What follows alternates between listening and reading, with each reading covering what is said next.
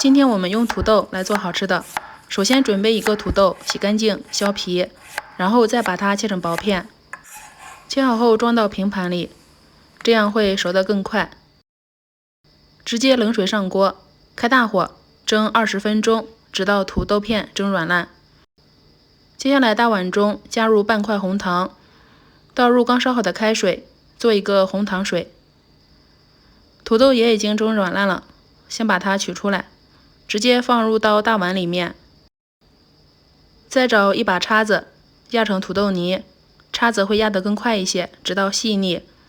然后向里面分次少量加入糯米粉，糯米粉的用量根据自己土豆大小添加。食材全部融合后，下手感受一下面团的软硬程度，直到能够抱成团，稍微比较软一点就行了。然后再拿起一小丢，放在掌心里面搓一搓，丸子像鸡蛋黄大小一样就行，然后再把它摁扁，做成小饼。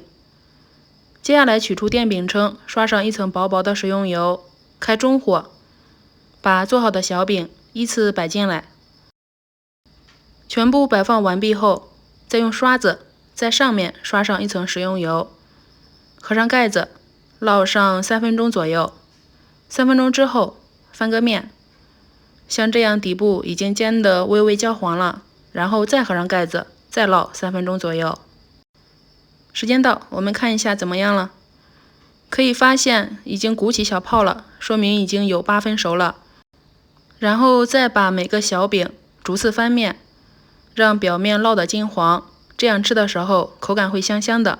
合上盖子继续烙，一直烙到另一面也变得金黄。